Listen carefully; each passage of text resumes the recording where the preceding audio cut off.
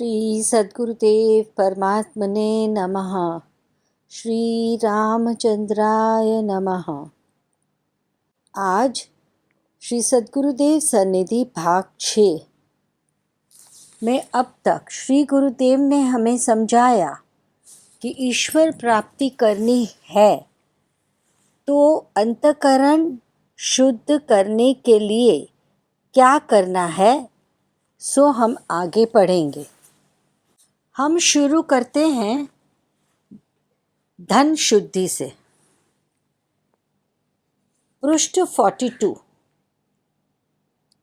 साधन केवल देवी संपत्ति प्राप्त करने का करो। 24:367। श्री गुरुदेव आध्यात्मिक उन्नति प्राप्त करने के लिए आत्माभिमुख बनना नितांत अनिवार्य है। तब आध्यात्मिकता का अर्थात आत्मशुद्धि का वास्तविक रस और आनंद का अनुभव जीव को होने लगता है। एक बार यह रस और आनंद पा लेने पर फिर उसको जीवन कभी भूल नहीं पाता, न छोड़ पाता है और दिन प्रतिदिन वह ज़्यादा आत्माभिमुख बनता जाता है। किसी ने प्रश्न पूछा, आत्माभिमुख कैसे बनना? श्री गुरुदेव बताते हैं, अभ्यास पूर्वक अंतर्मुख बनना, यही आत्माभिमुख होने की साधना है। अब अंतर्मुख यानी क्या, इसको समझो। स्थूलता से और क्षुद्रता से मुक्त होने की प्रक्रिया है, अर्थात क्षुद्र स्वार्थी इच्छा लालसाओं को दिव्य बनाना। यह कैसे हो सकता है?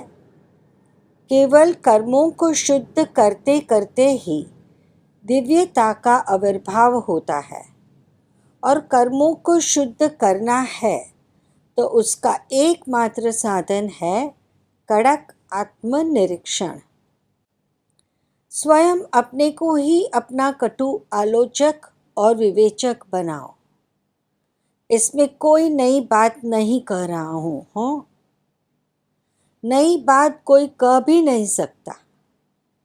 कहने की शैली मात्र नई नहीं होती है और युक्तियाँ अलग कही जाती है, कारण कि सनातन सिद्धांत हमेश के लिए सत्य ही है, उसमें फेरफार नहीं हो सकता। प्रथम अपने मन के ऊपर ध्यान दो। मन क्या क्या सोचता है, कैसी भावनाओं में रमता है।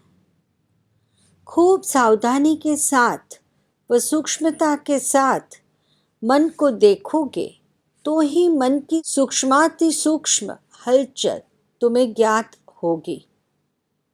मन से प्रेरित क्रिया करने से के पहले उस क्रिया के पूरे स्वरूप पर खूब सोचो। उस क्रिया करने से केवल तुम्हारे स्वार्थ की पूर्ति होती हो, परंतु दूसरों के हित का नाश होता हो तो उस क्रिया नहीं करनी चाहिए। हमारे जिस कर्म से हमारा और दूसरों का हित होता हो वैसे कर्म ही करना चाहिए।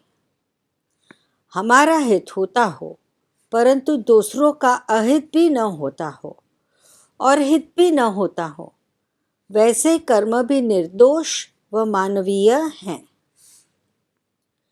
अनजाने में हमारे कोई कर्म के परिणाम में किसी का अहित हो जाए तो उसके लिए हृदयपूर्वक क्षमा याचना की प्रार्थना करो। सच्ची क्षमा याचना तो वही है कि फिर से वैसा कर्म तुम कभी न करो। क्षमा याचना भी करते रहो और वही कर्म भी करते रहो। यह तो निरी आत्मवंचना है। आत्मवंचना मनुष्य को पशुता देती है। दंभ, पाखंड, दुराचार इत्यादि पशुता को स्पष्ट करते हैं। ऐसा मानव तब मनुष्य शरीर में दानव होता है। कायिक, वाचिक, मानसिक कर्मों की शुद्धि चाहने वाले सब कोई के लिए आत्मनिरीक्षण ही एकमात्र साधन है। हमेशा जागृतिपूर्वक सावधानी से आत्मनिरीक्षण करते रहोगे तो निश्चित क्रमशः दैवी संपत्ति प्राप्त करोगे। दैवी संपत्ति युक्त बनना यही पात्रता कहलाती है। पात्रता से ही गुरु कृपा खींचती है, प्राप्त होती है। आत्म साक्षात्कार, भगवत साक्षात्कार कृपा साध्य है,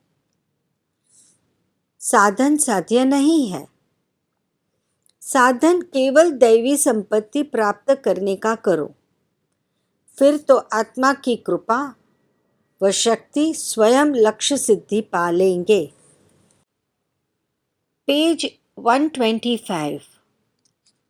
श्री गुरुदेव कहते हैं, पर द्रव्य को धूल समझते थे।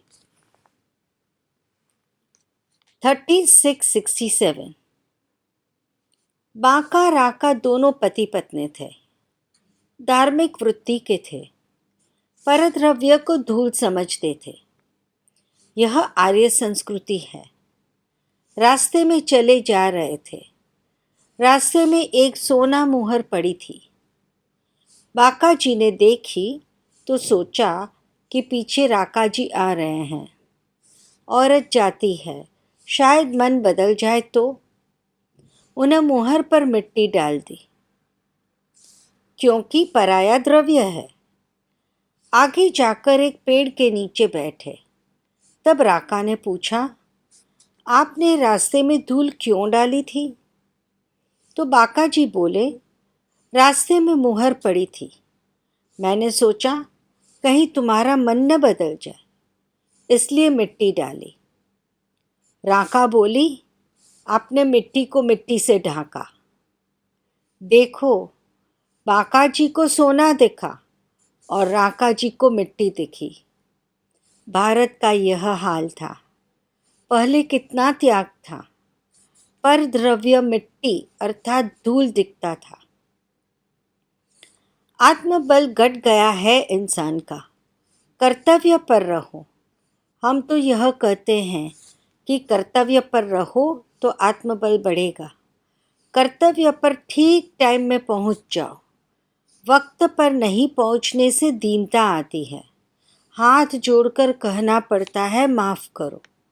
आत्मगौरव बराबर रखो। अब पेज 390 पर श्री सद्गुरुदेव बताते हैं, आसुरी धन से अधोगति ही होती है। जगह है श्री जानकी कुंड।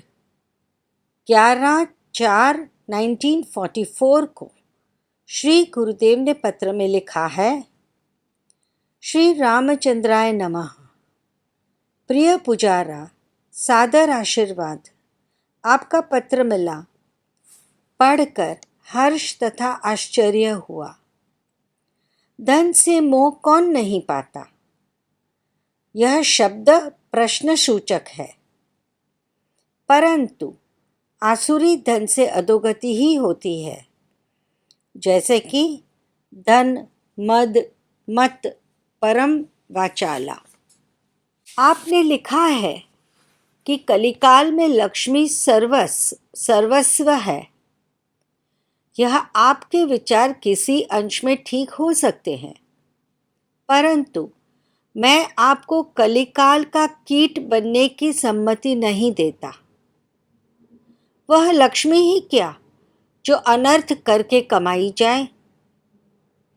गृहस्थ को लक्ष्मी की आवश्यकता होती है, यह ठीक है और होना ही चाहिए, पर इसका अर्थ नहीं कि अनीति, रिश्वत का अवलंबन ले।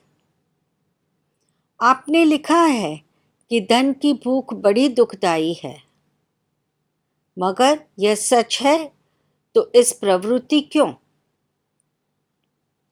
प्यारे पुजारा, तुम विचार करके देखो, ऐसे विचारों से कभी भूख शांत हो सकती है? भूख तो केवल संतोष से ही शांत हो जाती है। आप यह निश्चय करें कि अनीति व्यवहारिक उन्नति में भी बाधक होती है। विशेष क्या लिखूं? क्षुद्र द्रव्य के लिए परलोक बिगाड़ना आपको शोभा नहीं देता। आगे आपकी इच्छा। आपको यह पत्र पढ़कर कटु शब्दों का अनुभव होगा, पर पुजारा, यह हमारा कर्तव्य है कि सचिव वैद गुरु तीन जो प्रिय बोलहि भय आस, राज धर्म तन तीन कर, होई बेग ही नास। मैनेजर को हमारा आशीर्वाद कहना। रणछोड़ दास का आशीष। पेज 288 पर श्री गुरुदेव कहते हैं, मनुष्य धन संग्रह के पीछे कितने ही जन्म बिताता है। कंजूस तभी तक सज्जन रह सकता है जब तक पैसा का खर्च व्यय करने का प्रसंग उपस्थित नहीं होता है। ऐसा प्रसंग उपस्थित होता है तब उसकी सज्जनता, सहृदयता, सात्विकता और सहनशीलता, दयालुता, ज्ञान और भक्ति, सत्संग आदि सब विचलित हो जाते हैं। पैसा का व्यय खर्च उसको उद्वेग पहुंचाता है। इसी कारण से सारे सद्गुण सत्संग टिकते नहीं हैं। संपत्तिवान होने पर ही काम नहीं चलता, साथ ही साथ सज्जन भी होना चाहिए। दयालुता भी टिकनी चाहिए। विचार शक्ति, समझदारी और कर्तव्य परायणता ठीक से समझकर एक बार निश्चित कर लेने पर उसे विचलित कदापि नहीं होना चाहिए।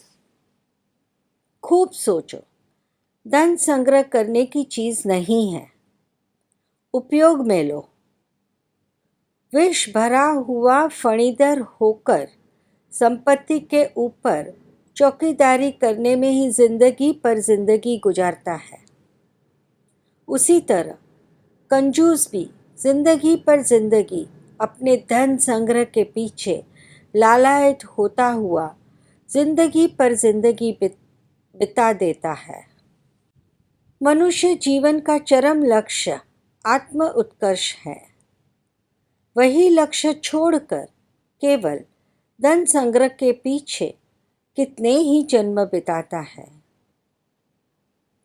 आज इतनी प्रचार में क्यों है नींद की गोलियां? आज का रहन सहन मनुष्य को बेचैन बना रहा है। इसका सबूत है कि नींद की गोली लेनी पड़ती है। विविध बीमारियां युवानों में भी उग्र रूप से हो रही है। सुख सुविधा, साधन संपत्ति बड़े हैं तो मनुष्य को शांति प्रसन्नता क्यों नहीं बढ़ी है? जीवन में शांति के बजाय अशांति बढ़ी है।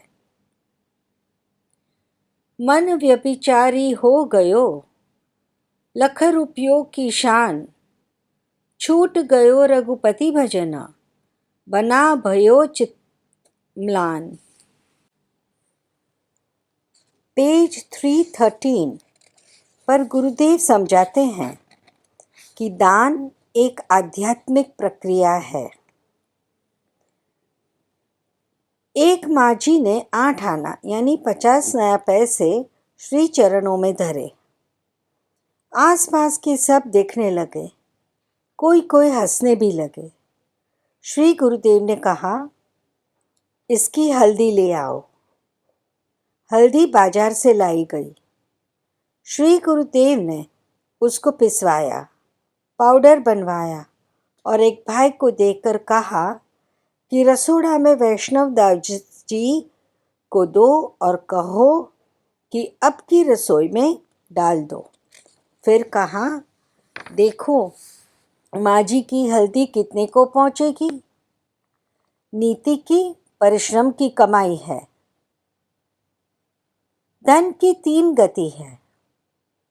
धन की रक्षा चाहते हो, धन को पीढ़ियों तक सुरक्षित रखना चाहते हो, तो उसके लिए सरल से सरल, सर्वोत्तम और सर्वथा चौकस उपाय है, दान परमार्थ करो, त्याग वृत्ति अपनाओ। याज्ञवल्क्य स्मृति में कहा है कि देश कालानुसार श्रद्धापूर्वक जो द्रव्य सुपात्र को दिया जाता है वह सब धर्म लक्षणा है। सत्कर्म परमार्थ भावना से करना यही मानवता है। आजकल की तर्क बुद्धि से कभी मत सोचो कि सामने वाला कैसा है और क्यों दुखी है। अपनी ओर से उसे सहायता पहुंचाने ही अपना कर्तव्य है। इसी तरह कौओं की जमात में कोई एक दिन किसी वक्त पर कोई एक हंस आकर तुम्हारे सत्कर्म को सफल बना जाएगा। इतनी पंगत में यदि एक भी मनुष्य यथार्थ में भूख से संतप्त होकर आ गया हो और भोजन पाते यथार्थ में संतुष्ट होकर जाएगा, तो बस हमारे यह सारा राहत कार्य सार्थक है, इसमें मुझे संदेह नहीं। दान सत्पात्र को देना चाहिए, यह ठीक है, लेकिन यथार्थ दाता कौन, कैसा हो? दान पदार्थों का नहीं होता, परंतु दिव्य भावनाओं का दान होता है। दान यह आध्यात्मिक दिव्य प्रक्रिया है। प्राणी मात्र में जो प्रभु का दर्शन करता है वे ही यथार्थ दाता है। उन्हीं को दान देने का अधिकार है। जो भी सत्कर्म करना हो करो। जो कुछ परमार्थ अर्थ दान हो, अर्थात तन मन वचन या धन से जो भी कुछ दे सकते हो जरूर दो, पर मुख्य बात स्मरण में रखना कि बदले की कुछ भी आकांक्षा मत करो। हर एक कर्म अर्पण करते रहो। ये सब सहस्त्र गुना होकर तुम्हारे पास आ जाएगा। शायद यही तुमको प्रभुमय बना देंगे। गर्व रखकर दान देने वाला दान लेने वाले की ओर तुच्छता का भाव रखते हुए दान देता है तो ये सम्यक दान नहीं है। परिणाम में ऐसा दान सम्यक फलदायी नहीं होते। दान देते वक्त प्रेम पूर्ण हृदय और प्रेम पूर्ण वचन दोनों चाहिए। यदि ये न हो तो ऐसे दाता को दान का सहस्त्र गुना पुण्य तो प्राप्त होता है, परंतु इसका परिणाम अत्यंत भयानक बनता है। पेज 336। धर्मादा का खाता नहीं डालना। चोपड़े में धर्मादा का खाता डालना नहीं चाहिए, कारण कि उस खाते की रकम का उपयोग हम धर्मपूर्वक परहित में नहीं करें तो उसका बहुत भारी अशुभ परिणाम निकलता है। इसीलिए धर्मादा का खाता नहीं डालना। यदि डाला तो फिर पक्का निश्चय रखना कि उस खाते की रकम पूरी परहित के काम में लग जाए। उस रकम से अपना यात्रा खर्च नहीं निकालना। पर्व के दिनों का दान धर्म भी उसमें से नहीं निकालना। गौ ब्राह्मणों को, भिखारियों को मौके पर दिया जाए वह रकम भी धर्मादा के खाते में नहीं डालना। धर्मादा के खाते में जमा हुई रकम का व्यापारी हिसाब से ब्याज गिनकर ब्याज की रकम धर्मादा के खाते में बराबर नीति पूर्वक जमा करते रहना।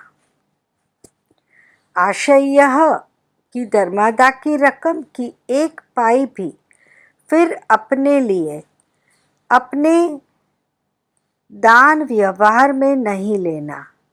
धर्मादा के खाते में बड़ी रकम हो जाती है तब कई बार लोभ और मोह प्रबल हो जाते हैं और धर्मादा खाता केवल चोपड़े में लिखने में रह जाता है। कभी कभी मन मनाने के और अशुभ के डर से कृपणतापूर्वक बहुत थोड़ा धर्मादा में वापस उपयोग में जाता है, परंतु इससे अशुभ रुकेगा नहीं। कृपणतापूर्वक बोएगा तो उसी का फल भी कृपण ही होगी। जब मनुष्य को यह विश्वास हो जाता है कि मेरा कोई रक्षक है, तब वह निर्द्वंद्व हो जाता है। सच्ची जिज्ञासा से ईश्वर आराधना में लग जाओ। ईश्वर साधना करके अनुभव करने की वस्तु है, बातें करने की नहीं। संसार में रहकर जज की तरह काम करो। जज अदालत में कुर्सी पर अपनी फर्ज पर बैठा है, तब दत्तचित होकर पूरा केस सुनता है और उसी में मन लगा देता है। लेकिन कोर्ट का समय पूरा होते ही सारी उपाधि वहीं छोड़कर घर जाता है, तब वह अपने घरेलू काम में डूब जाता है। ऐसा न करे तो उसके मत्थे पर बहुत बोझा हो जाए। इसी प्रकार ध्यान करते समय बहिरंग संकल्पों को बंद करके अंतरंग जगत में प्रवेश करो तो आपको सूक्ष्म जगत मिलेगा। जिन खोजा तिन पाइया गहरे पानी पैठ, मैं बपुरा बूढ़न डरा रहा किनारे बैठ। किनारे पर बैठकर गहराई की बातें भर करने से कुछ नहीं मिलेगा। इतना आप याद रखोगे तो आत्म साक्षात्कार जरूर होगा। श्री सद्गुरु देव की जय।